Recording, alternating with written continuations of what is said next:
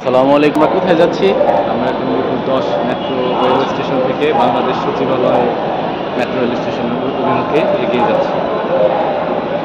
Mirpur 10 metro rail station থেকে বাংলাদেশ সচিবালয় metro rail স্টেশনে যাওয়ার জন্য আমরা টিকিট হাতে নিয়ে ট্রেনের জন্য দাঁড়িয়ে রয়েছি। অবশেষে আমাদের ট্রেনটি চলে এসেছে। এখন আমরা আমাদের গন্তব্যে যাওয়ার জন্য ট্রেনে চড়তেছি।